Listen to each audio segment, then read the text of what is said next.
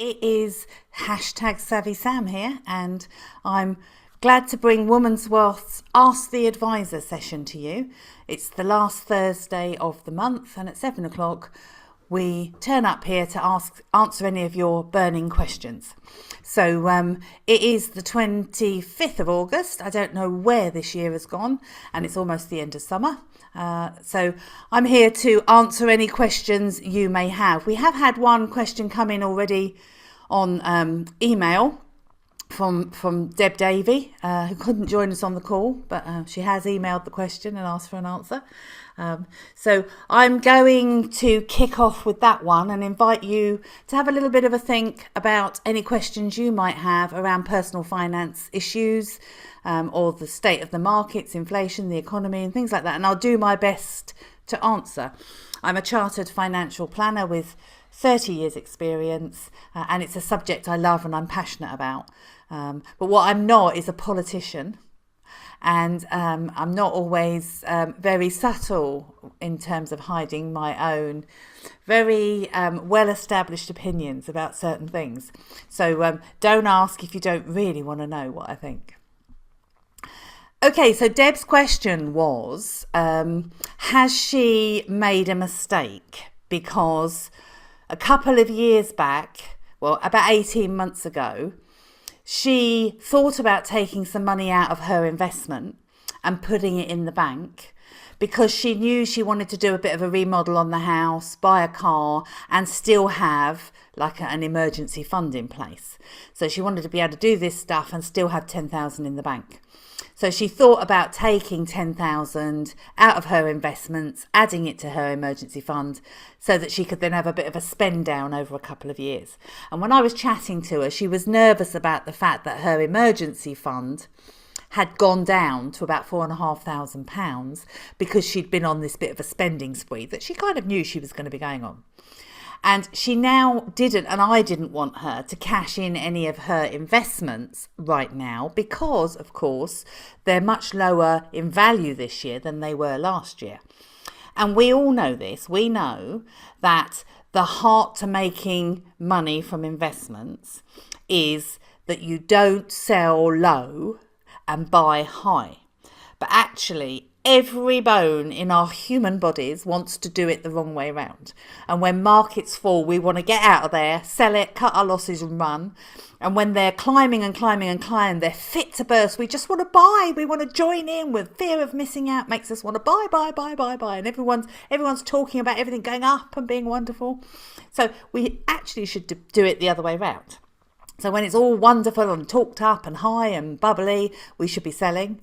And when it's on its knees and the economy's in the doldrums and everybody's talking like the world is about to end, that's when we should be buying. But actually, we have to go against our human instincts to do the right thing.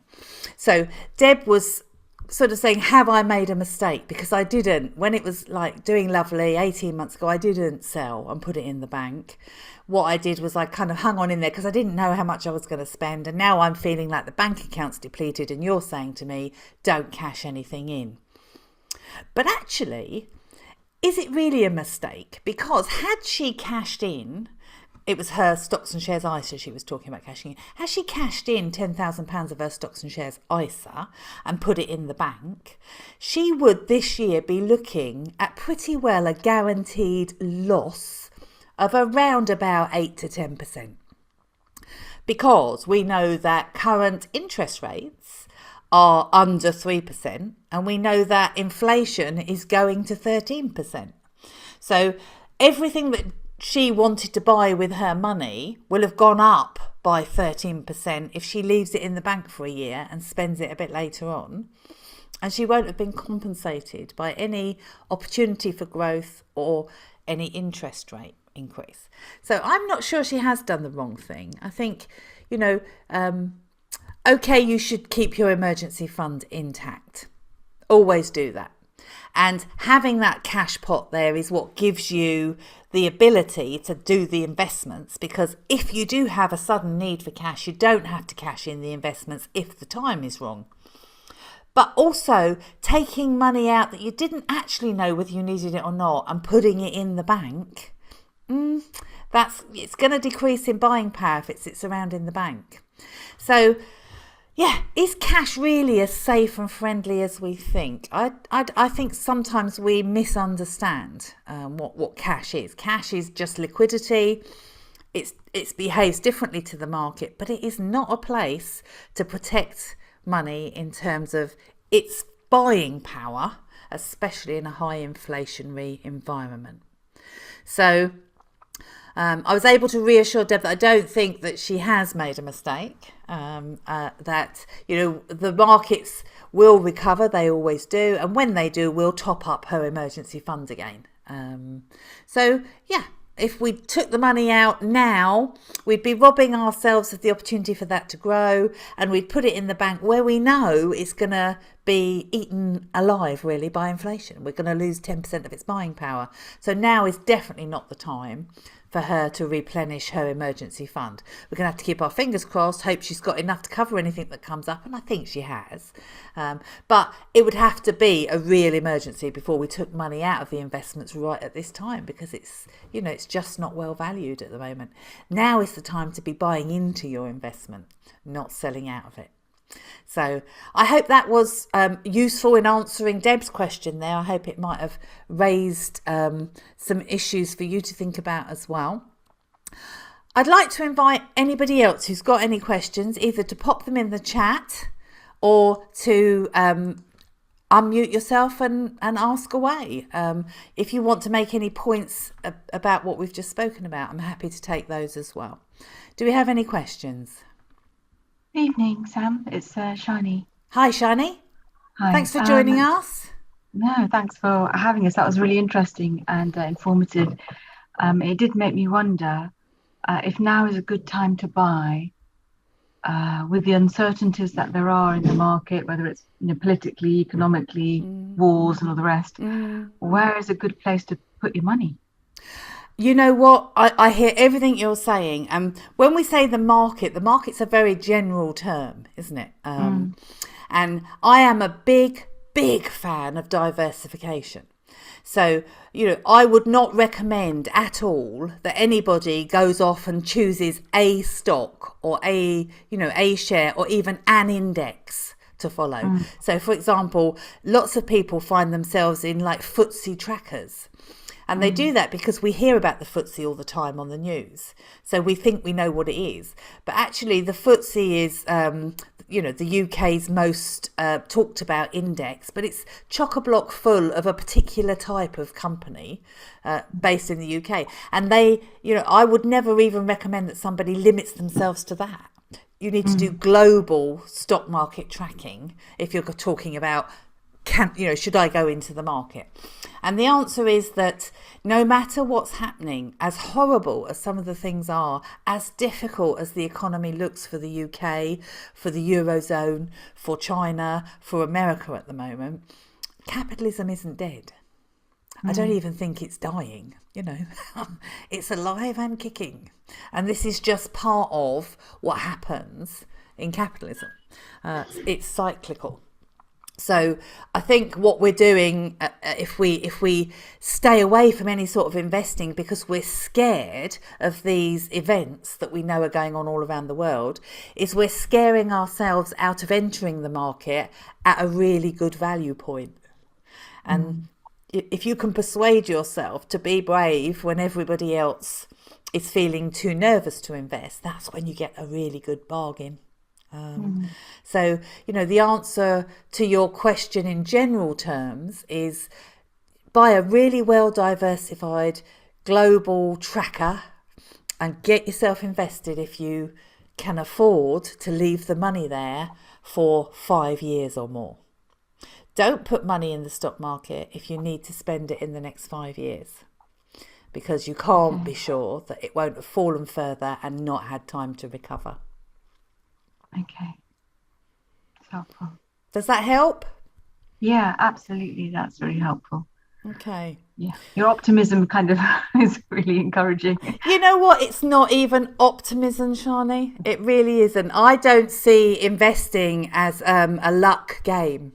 I see it as a science.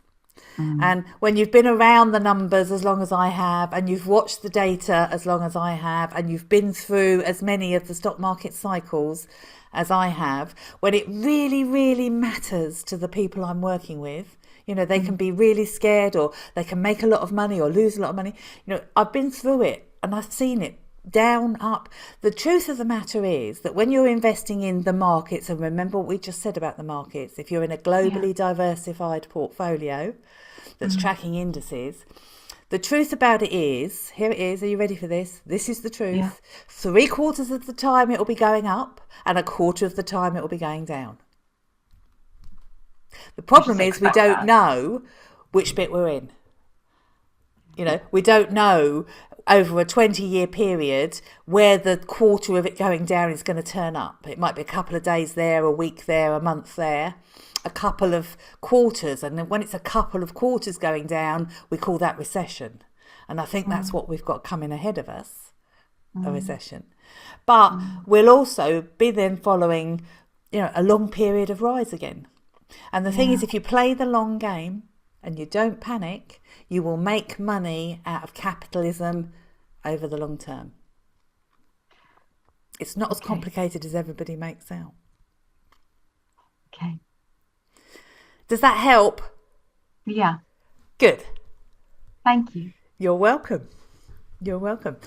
Does anybody else have any questions, or do you have any other questions, Shani, on maybe different subjects? Or I have got another question, but I don't want to sort of hog all the time. So if Carolyn or Joanne have anything they want to ask. Carolyn's already asked her questions. Okay. So Joanne, do you have anything that you wanted to pose as a question? The question I wanted to ask, because I'm not very sophisticated about money, and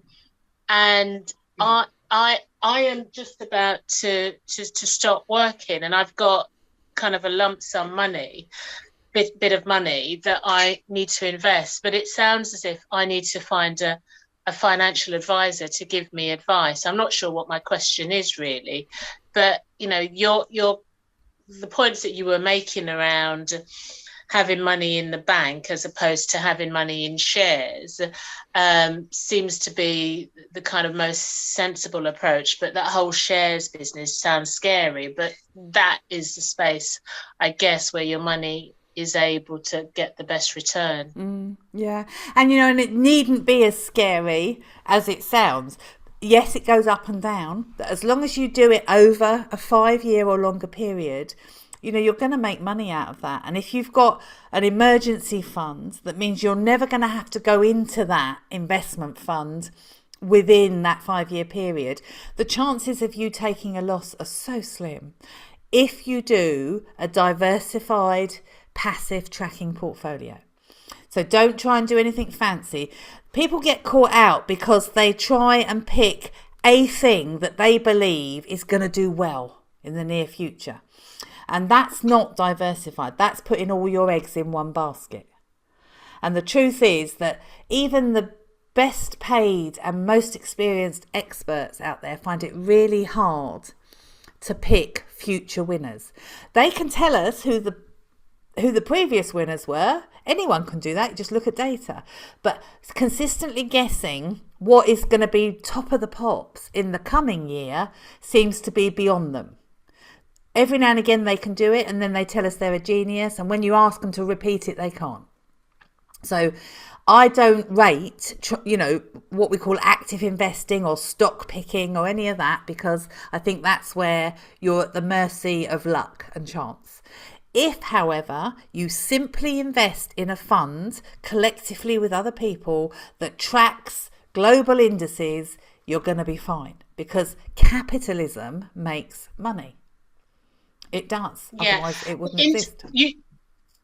Sorry, Sam, you talked about diversified tracking, pacified diversified tracking, but presumably there are lots of funds that do that. How does one know which diversified global funds to pick? Okay. Have you heard of a website called Boring Money?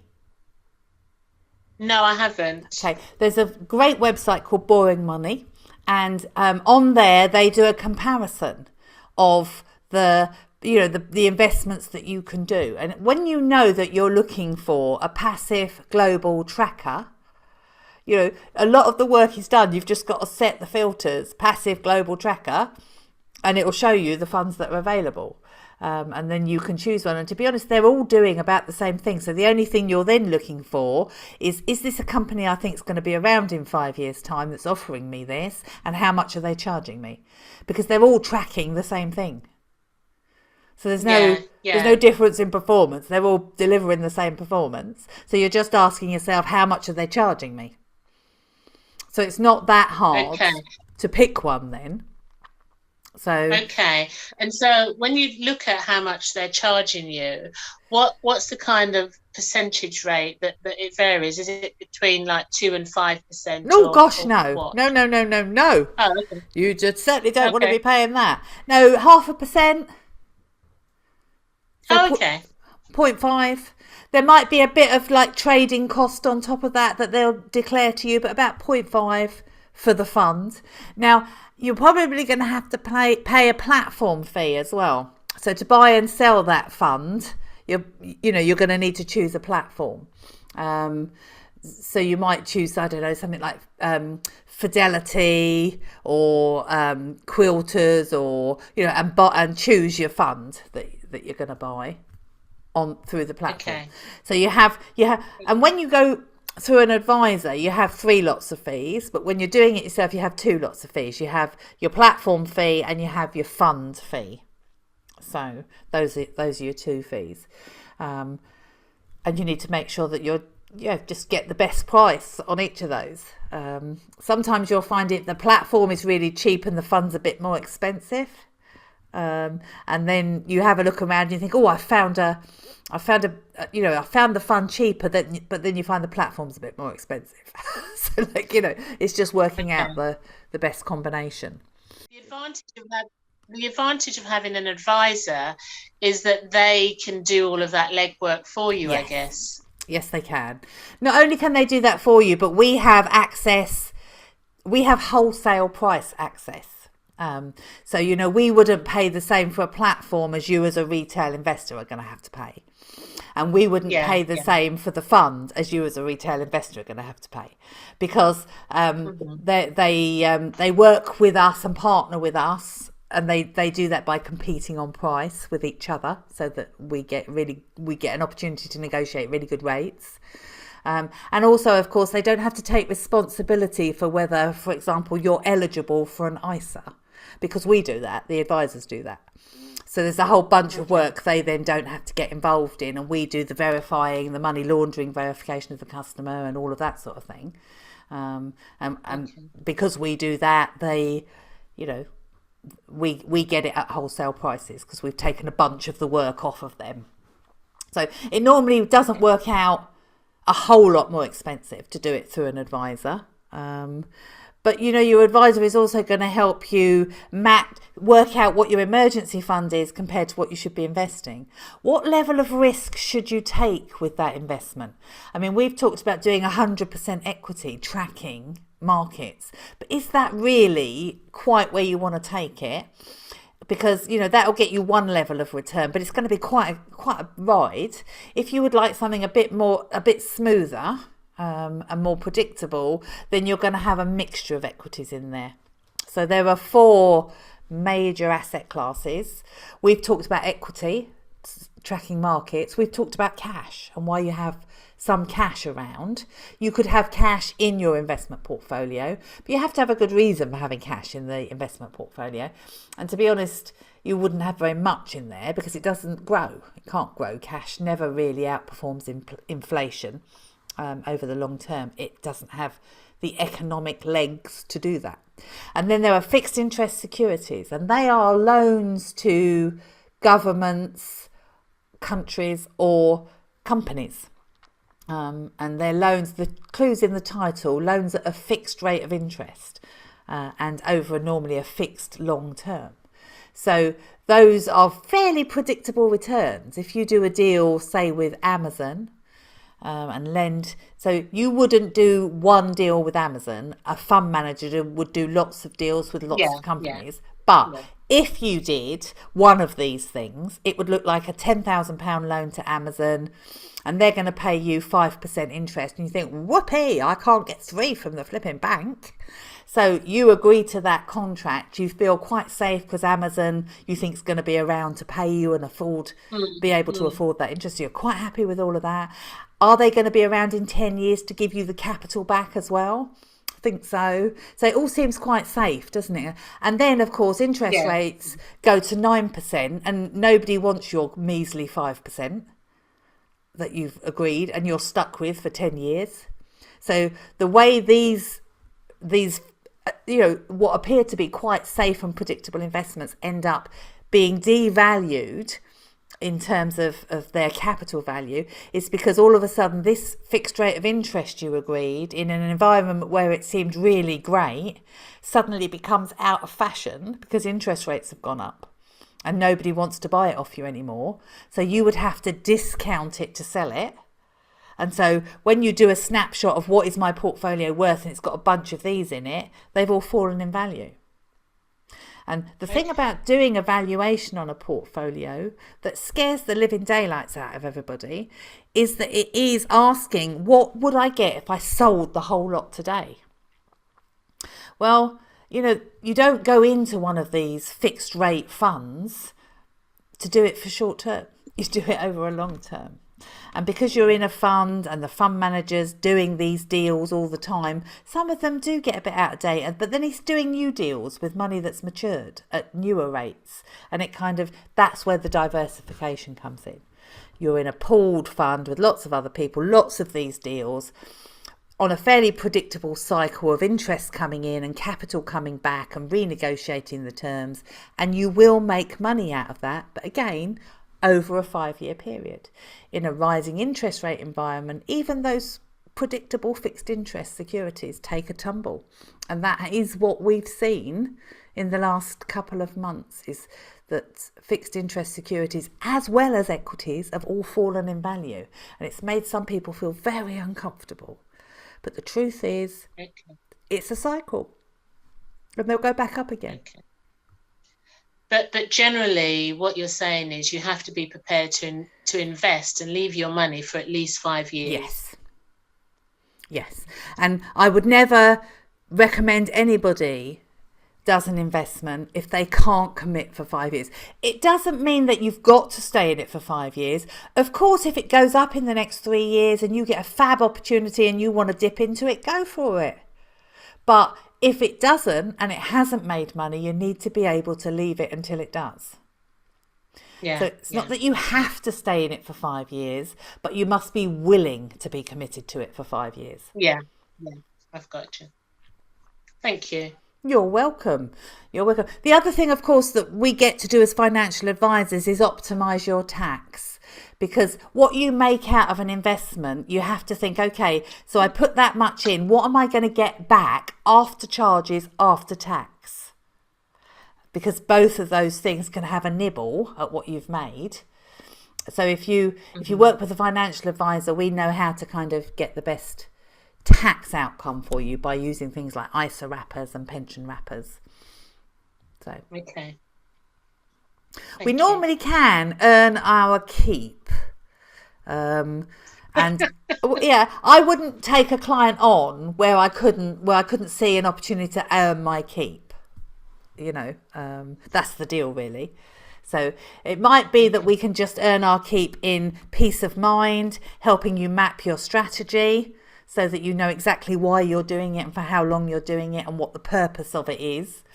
It might be that we can save you tax. It might be that we can save you costs. It might be that we can get you better or more appropriate performance for the risk you're taking.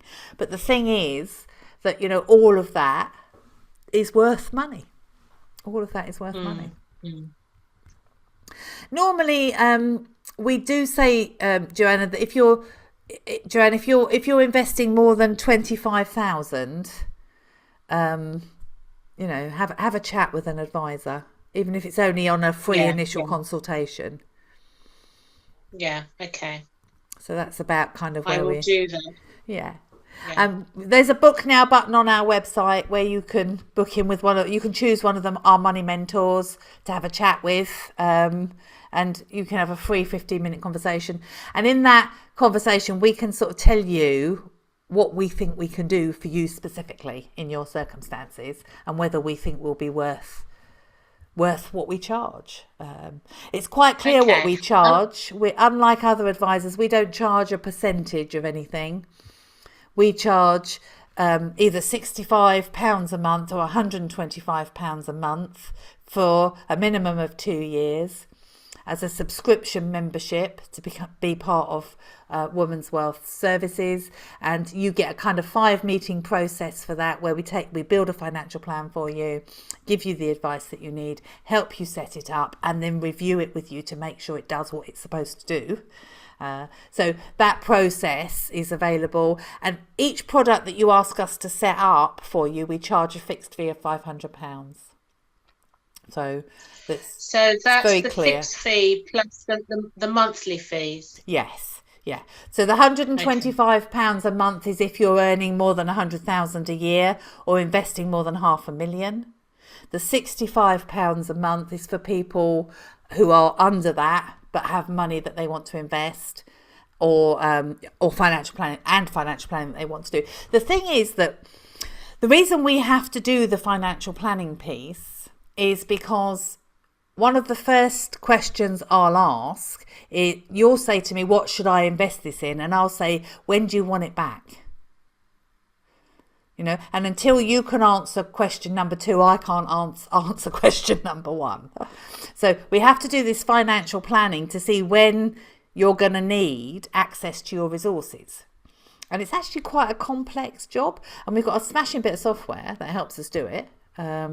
So that kind of like allows us to map your spending and your income and see where you're most likely to use it. Sometimes what happens is you end up not spending it. It's just a contingency fund and you want it there just in case you need it during your lifetime. And if you die owning it, you want it to pass to somebody else. So we would make sure that it was managed in a way where it grew as much as possible and went to who you intended, with as little tax on it as possible in the meantime. So even if you're not planning to spend it during your lifetime, we need to know that so as we make sure it hands over properly. So that's what financial planning does. It does this map of your life and looks at when you're most likely to need these resources, and it's knowing the answer to that which informs what you should do with it now. So that's why we do it the way we do it. Thank you. You're very welcome. Thank you for asking the questions. Thank you for being curious. Can I just ask a follow-up question? Yes, of course. So you mentioned there were 4 asset classes, and you said equity, cash, and fixed interest securities. What was the 4th one? Oh, property. And property, thank you for pointing out I didn't cover them all. Property is great. It's a fabulous asset class, and we're all quite familiar with property. But it has 2 big fat disadvantages. One is that it can go illiquid, so it can be hard to sell. And the other is that it's not easy to diversify. So, if you decide to invest 100 grand in property, you'll be lucky to get one. If you invest £250,000, you'll get a property, but you'll get one. And if it disappears in a sinkhole one day, it's gone. If you have a bad tenant in that property, it's everything is affected. So it's hard to be diverse owning property. We generally consume it, live in it. It's what we do. But so it's not very diverse and it's not very liquid. It's hard to spend, and it's literally hard to just get rid of it. So if you own a portfolio, shares in a fund which is invested in the MSCI Global Index, and you've made money and you want some of it out, you just sell some of the units. And the gain that you've made because you've made some money, hopefully, is assessed against your capital gains tax in that year. If you bought a property, you've got to sell the whole goddamn property to get just a bit out. And the whole of the gain is a tax, arrives in one tax year. So you can't manage the gain as you come out. You can't sell just a bit of it. You've got to sell all of it. So it's a bit of a nightmare. You end up raising a mortgage on it to get some money out. Well, that in itself is expensive. And you go into debt to get, it's like, oh. So property is great if you're trying to grow wealth and you're not going to need to spend the wealth during your lifetime. It's great. And if you can diversify around it, so if it's a small part and you can do other stuff around it, so as you don't become completely dependent on the property cycles, because the property cycles are different. At the moment, the property prices are still going up. Promise you it won't last. Mark my words. Don't buy property right now, because we are peaking and it's going to come off. I don't know by how much. I don't know how long it will take to recover. I don't know exactly when it's going to fall. But I'm telling you now that I've been in this cycle twice before in my career. I've seen it all before. We are peaking and we are about to lose value out of property. So don't buy now, because you'll be buying at the top. But property, if you do buy at the top, it's a long old cycle as well, property. So it normally takes longer than equity. So the 5-year thing, it can be longer if you just buy property. When I talk about 5 years, I'm talking about a diversified portfolio that might include up to a maximum of 10% exposure to property. Because property is a longer cycle and it can take 10 years to come good again. In fact, we know that. We know that because it took from the financial crisis that brought property markets down. It took 10 years for them to come back. We know that. That's a lived experience for us. So we do know that is a long old cycle, the property one. So whilst I'm not anti-property, and I like to see property in portfolios, it's a great diversifier because it's not doing the same thing as the other asset classes. That's the whole point about mixing the assets up, is they don't do the same thing at the same time. It is a long old cycle and it's not very tradable. It's not very liquid. So that was the fourth asset class. And thank you, Shani, for pointing out that I'd forgotten to finish what I started saying. No worries. I was just kind of, suspense. I was like, wonder what they are. What's the other one? What's the other one? Yeah, that's it. Can I ask another question? Yeah. So things like bonds or gold, are they? Where do they sit then as taxes? Okay, so gold. Yeah. Gold is a commodity, Right. not an investment. So the difference is gold can never be anything but gold. Okay, it is gold. The only thing that changes the value of gold is how many other people want to buy it. So it's purely moved by supply and demand. How much of it is there and how many buyers are there? That's the only thing that changes its value. Yeah. It's the same with any commodity. So I don't really see commodities as an investment. I see them as a gamble. Right. They Okay. don't have the ability. Gold doesn't have the ability to be more than gold in 10 years' time. If you invest in companies, which is what you do when you invest in the market, they have the potential to be more than they are today in the future, or less than. But, they do have the potential. You mix people and commodities and ingenuity and creativity together, and it becomes more than the sum of its parts. Yeah. So that's an investment. Understood. Property, arguably, is, is a commodity. And the reason it's so well valued in this country is because we're an island with a lack of housing stock. So, but, property, the idea that the demand for property is going to go anywhere is a bit far-fetched in the UK. Whereas gold goes in and out of favour regularly, depending on what else is attracting people's attention. What else they can make money out of. It tends to go up when everything else is falling because people buy gold as a safe haven, as an alternative to to other asset classes. But I actually see it as a commodity rather than an investment asset class. Okay. As do I see Bitcoin and any other currency. So they trade on short-term movements in value, pushed on supply and demand. And they're not a long-term way of making money. Hopefully that was useful. Yeah, please do. Keep asking. We've got another... we're nearly out of time, but let's do it. What was the other question? Thank you, Sam. It was really just listening to the headlines these days with the direction of inflation, going up into the teens, 15, 18%, or whatever, horrendous 13 is where 13 to 15 is the worst I've seen forecast. Yeah, I heard 15, on the radio. So but that was the outside worst on a spread. Yeah. 13 is where they're actually expecting it to land. Yeah. How could you invest in a way to sort of mitigate the impact of inflation? Again, nothing changes. When we're investing, we are looking for a real return above inflation. So I'm going to say that again, a real return above inflation. So if inflation's at 2.5% and you're getting 5%, you've got 2.5% above inflation. If inflation goes to 10 and you get 12.5%, you get 2.5% above inflation. Yeah. So what will happen, and this is just economics 101 in motion, over the long term, and it takes a while for it to level out. So you can't look at it over a year and go, it didn't happen, Sam. Over 5 years, you will see as inflation goes up, so do equity returns. Because look at it like this.